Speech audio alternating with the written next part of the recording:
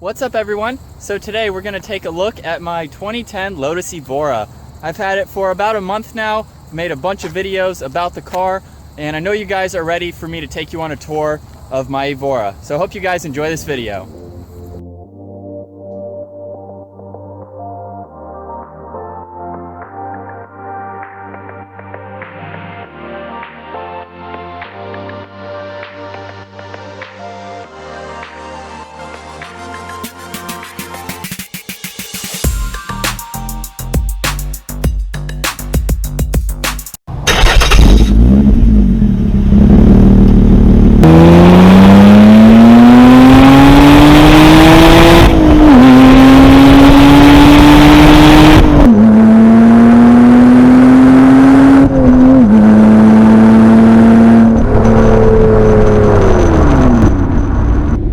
In my car, I'll first go over the engine. This has the mid-mounted 3.5 liter V6. It's sourced from Toyota, and on the 2010 the only transmission option was the 6-speed manual.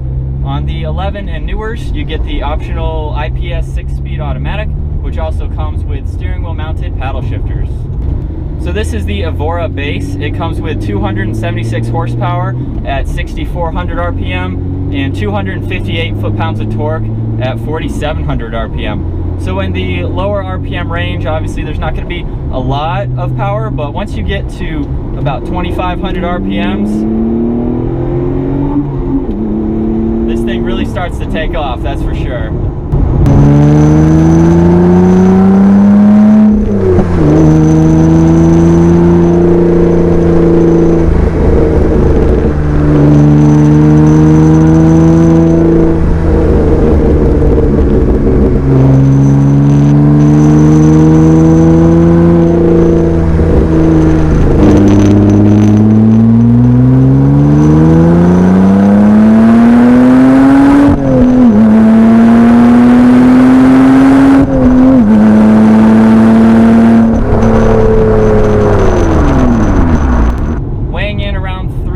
Pounds, 0 to 60 for the S model is about 4.5 seconds, 4.4, 4.5, and for this model it's around 5 seconds.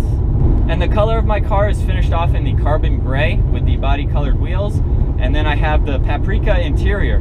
So that color combo on the outside with the interior color I think looks very cool, and then I have the red engine cover and red brake calipers as well. So I think that combo looks really good together.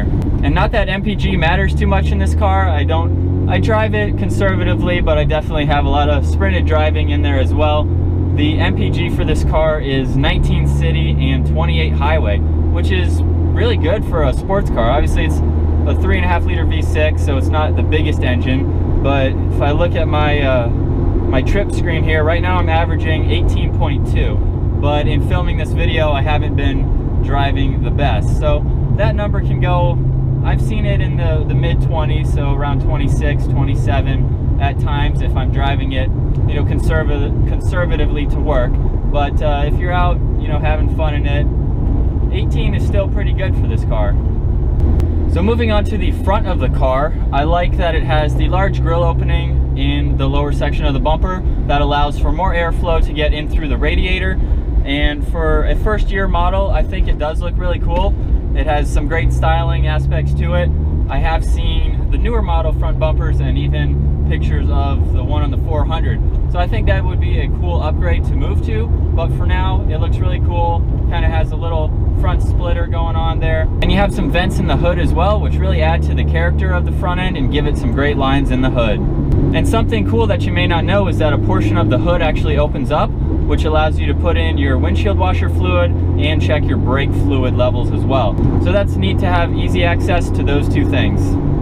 For the side profile of this car, I think the lines in it just look fantastic. I mean, you have the nice side skirts. They're kind of tucked away up underneath the doors, which kind of adds a little more character to the side.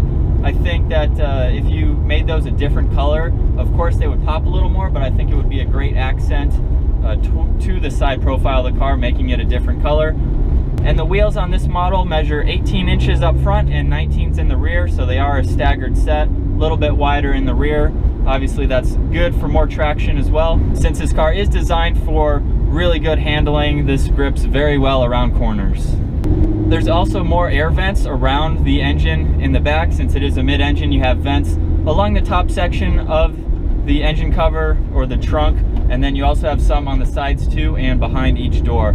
So those are pretty neat. Obviously they're meant to provide more airflow to the engine, but they also give the car a unique look having all those vents around. And onto the brakes of this car, you barely tap the brake pedal and this thing will stop. There is absolutely no play in the brake pedal. You come to a complete stop very quickly, and they're just super responsive, which is awesome to have, of course, in a great handling car like the Lotus Evora.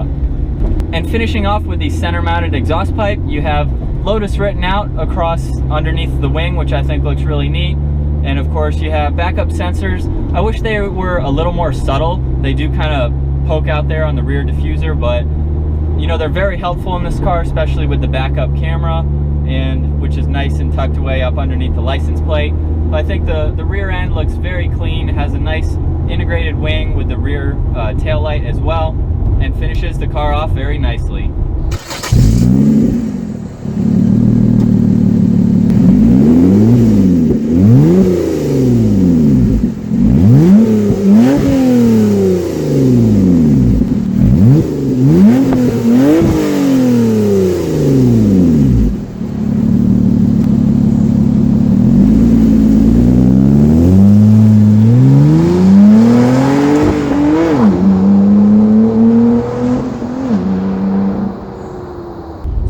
To the interior of this car, it's definitely daily driver friendly.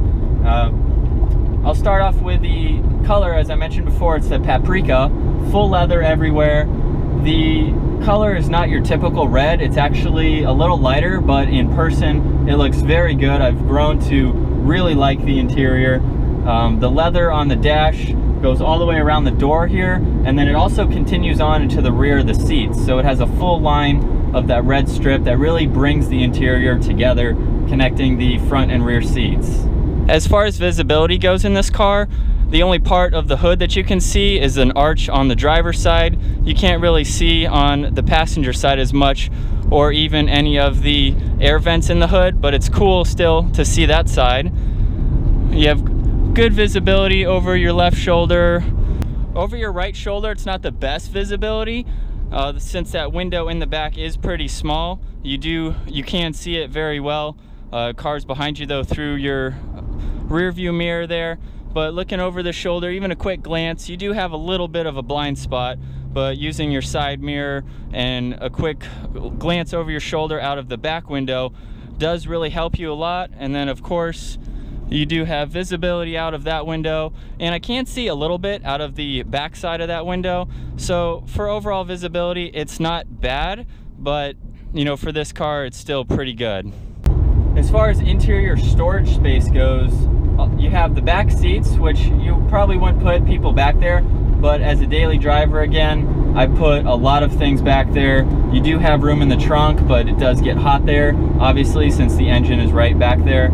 So you have extra storage space to put groceries, things like that. And you also have compartments in the sides of the door.